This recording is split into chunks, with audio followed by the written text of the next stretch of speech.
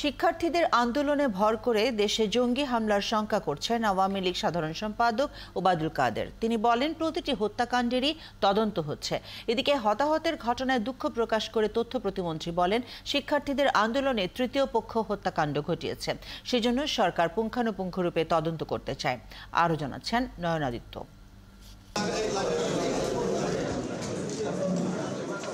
বৃহস্পতিবার ধানমন্ডিতে আওয়ামী লীগ সভাপতির রাজনৈতিক কার্যালয়ে গণমাধ্যমের মুখোমুখি হন দলের সাধারণ সম্পাদক ওবায়দুল কাদের। শিক্ষার্থীদের আন্দোলন, সহিংসতা ও আওয়ামী লীগের অবস্থান নিয়ে কথা বলেন তিনি বলেন, প্রতিটি হত্যাকাণ্ডের তদন্ত হচ্ছে, তবে দেশে জঙ্গি হামলার শঙ্কা আছে বলেও জানান তিনি। দৃশ্যত স্বাভাবিক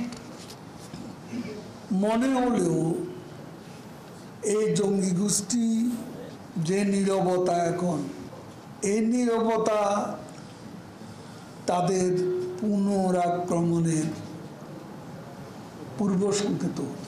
এক প্রশ্নের জবাবে ওবায়দুল কাদের বলেন, এই পরিস্থিতির সাথে আওয়ামী লীগের জনপ্রিয়তা কমা বা বাড়ার কোনো সম্পর্ক নেই।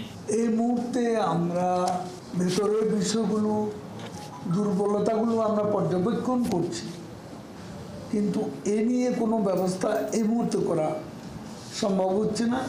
সময় মতো আমরা করব। এদিকে সচিবালয়ে এক সংবাদ সম্মেলনে তথ্য প্রতিমন্ত্রী বলেন, শিক্ষার্থীদের আবেগকে আশ্রয় করে তৃতীয় পক্ষ সুযোগ নিয়েছে। মাননীয় প্রধানমন্ত্রী যা যা বলা সবকিছু বলে ফেলেছেন, দুঃখ প্রকাশ করেছেন, নিন্দা জানিয়েছেন, কমিশন গঠন করার ঘোষণা দিয়েছেন এবং বিচারিক প্রক্রিয়ায় কেউ হতাশ হবেন না সেই অ্যাসুরেন্স দিয়েছিলেন। একটু ধৈর্য ধরার জন্য আহ্বান জানিয়েছিলেন। সাধারণ শিক্ষার্থীদের নিরাপত্তা নিয়ে উদ্বেগ প্রকাশ করলেন। আমরা যদি একটু ধৈর্য ধরতাম তাহলে কি এই তৃতীয় পক্ষ আজকে সুযোগ পেত? এই 6 জনের মৃত্যু তো হয়েই গেল, তার উপর দিয়ে বাকি যে মৃত্যুগুলি, সেগুলোকে কি আমরা আটকে দিতে পারতাম না?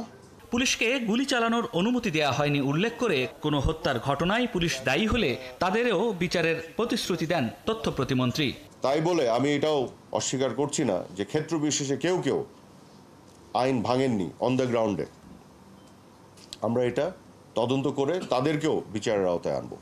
চলমান বিচার প্রক্রিয়ায় কোনো শিক্ষার্থীকে হয়রানি করা হবে না বলেও জানান তিনি। নয়ন আদিত্য, ৭১, ঢাকা।